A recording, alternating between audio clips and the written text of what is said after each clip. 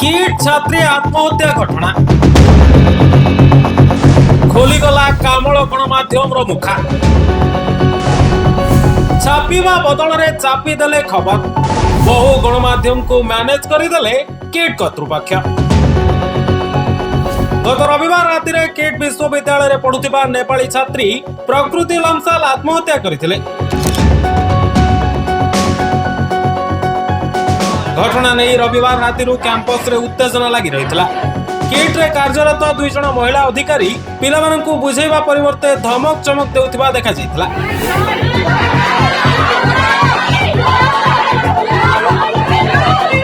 Viral video रे दुई महिला कहउचंती तुमे माने जदी एठारे सुरक्षित नुह ताहाले तुमे जेउडे चाइबो जाय परिबो।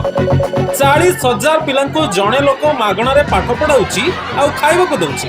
तम देशर बजट सेति के नथिबो। 40,000 बच्चों को मतलब अभी खिला रहा है, पढ़ा रहा है, फ्री में बिठा के। तुरंत कंट्री का उतना बजट होगा।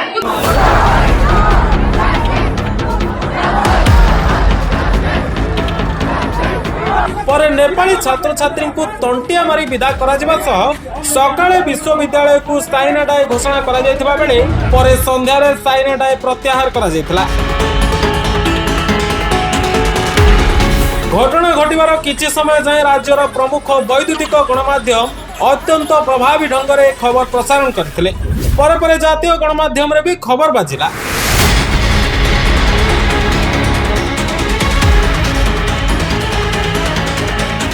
हेले आश्चर्यजनक भाव में दिन बढ़िया सहित खबरटी ओटीवी व्यतीत राज्यर अन्य गणमाध्यम गुड़िकरू अपसारित होबार लागिला।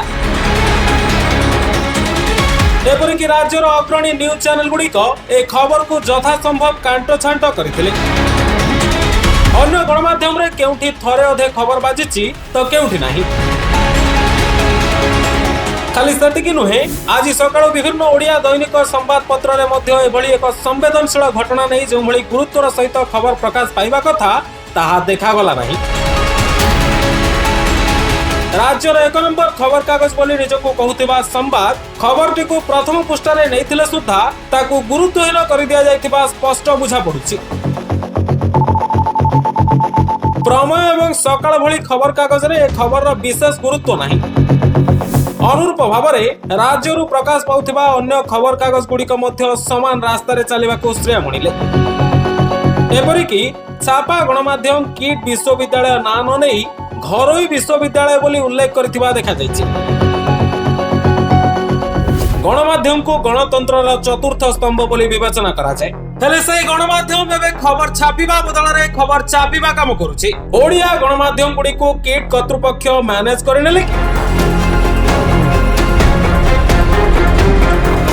किट नेपाली छात्री आत्महत्या घटना और आंदोलनरत नेपाली छात्र छात्री प्रति किट विश्वविद्यालय कर्मचारी बर्बरचित व्यवहार समग्र विश्व में राज्यर छवि मलिन करथिबा बेले राज्य में कामल गणमाध्यम गुड़िकर मुखा खोली देछि। आपण माने मध्य ए वीडियो अधिकरु अधिक शेयर करी कामल गणमाध्यम गुड़िकर मुखा खोलिबारे बाईमुंडी को सहयोग करंतु। एबे आपनको प्रश्न एभली एक संवेदनशील प्रसंग रे काहीकि चुप रहिले बड़ बड़ गणमाध्यम? कमेंट सेक्शन रे आपनकर उत्तर निश्चय दियंतु।